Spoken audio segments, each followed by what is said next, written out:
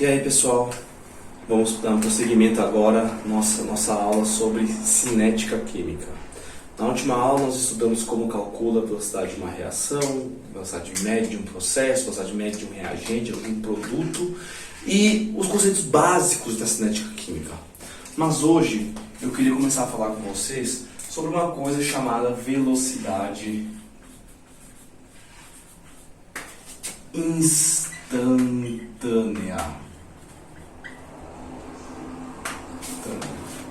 Velocidade instantânea, gente, o próprio já diz, instantânea vem de instante, vem de quando o tempo passado tende a zero.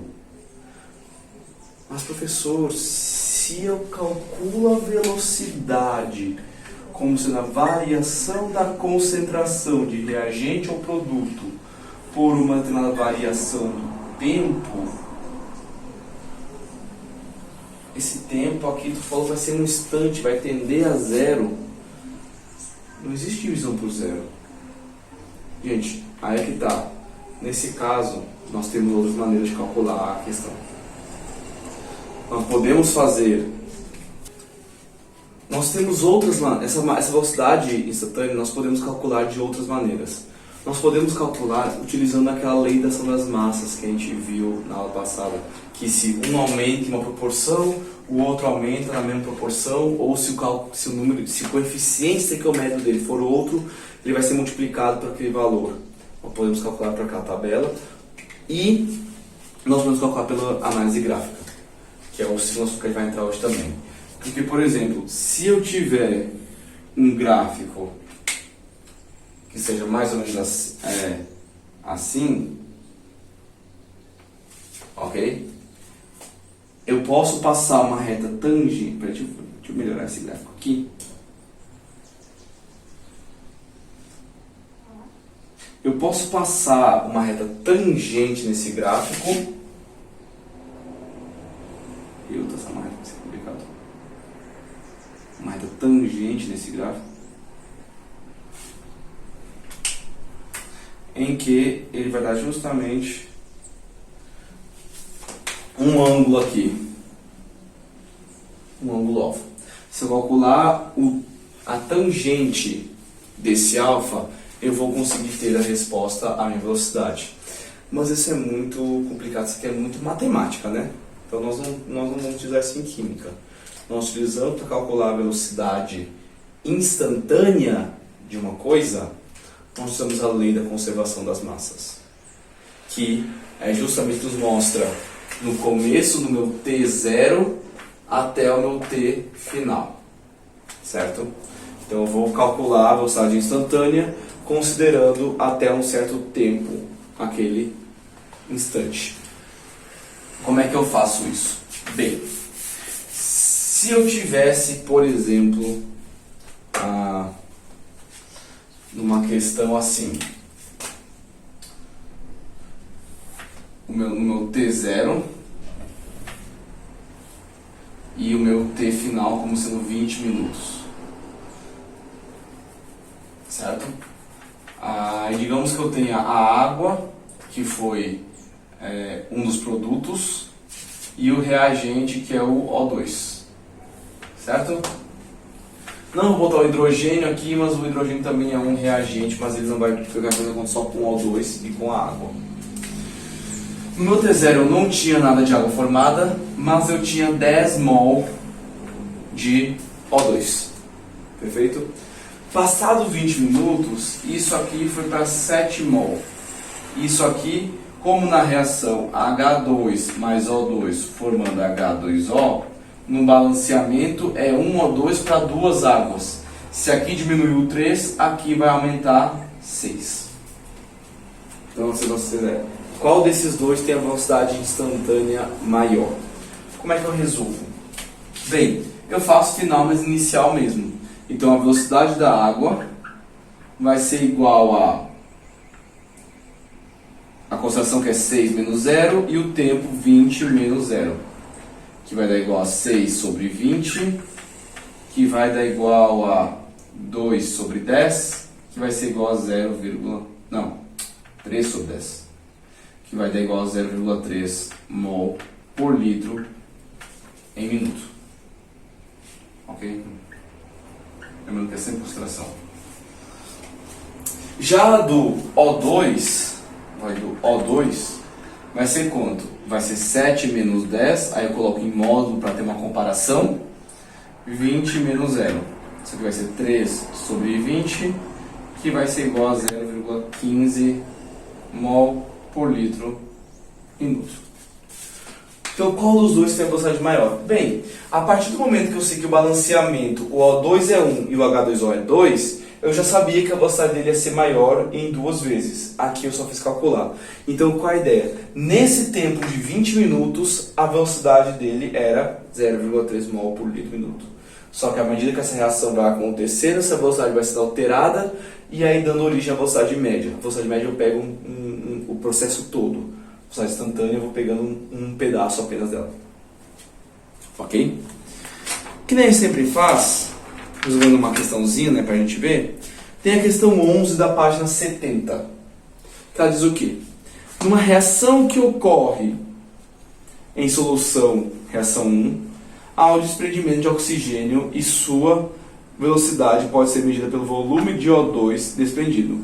Uma outra reação, reação 2, ocorre nas mesmas condições, porém consumindo o oxigênio. E esse consumo mede a velocidade da reação. O gráfico representa os resultados dessas duas reações.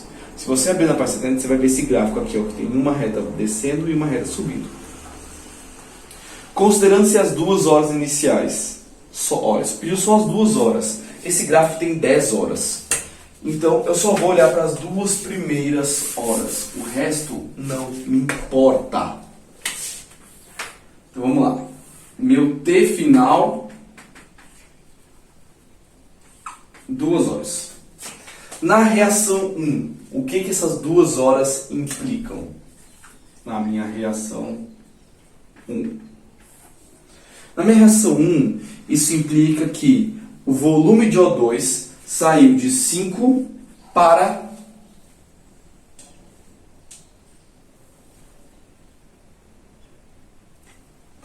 'Vamos analisar aqui.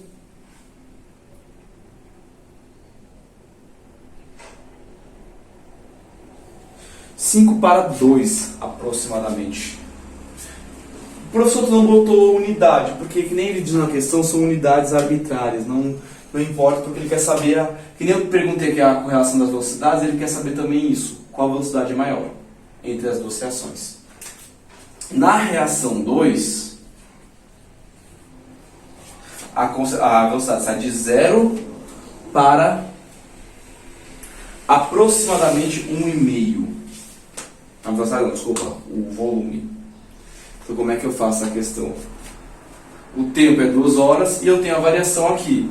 De 5, saiu de 5, chegou em 2, a velocidade, a diferença é 3. Divido pelo tempo, 1,5. Essa é a minha velocidade. E aqui, 1,5, que é a diferença, dividido por 2, 0,75. A pergunta era, qual apresenta maior? O que apresenta maior é justamente o 1,5, que é da reação 1. Ok? Então, essa era a questão, uma questão bem direta, só que o problema era só analisar esse gráfico, porque o 2 não é num ponto muito fácil de se ver. E é assim, gente, nós temos algumas ocasiões que podem acontecer no gráfico. Que nem essa questão gera de gráfico, a gente fala bastante de gráfico, mas quais são as possibilidades de um gráfico na cinética química? Bem, numa cinética química, nós temos vários casos de gráficos que podem acontecer. Ok? Então, os gráficos, eu vou deixar a questão anotada aqui, mas os gráficos. Bem, os gráficos, eles podem ser uma reta crescente ou decrescente.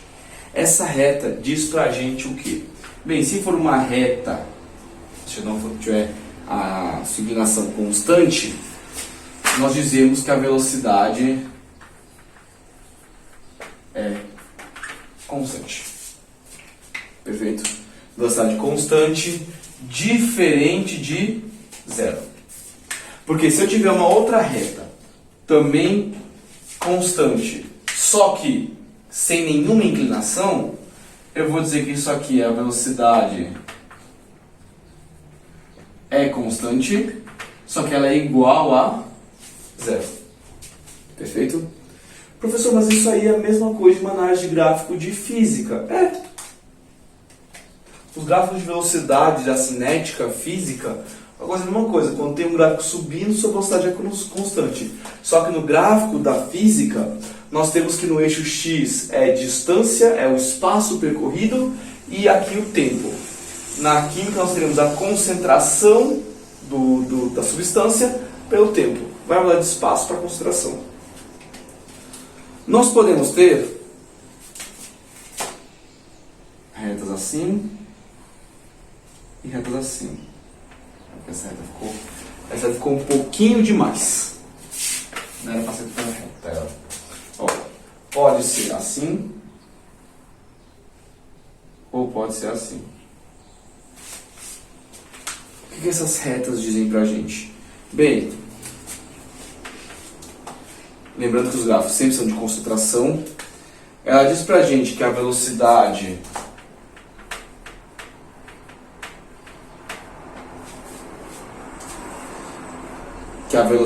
é variável.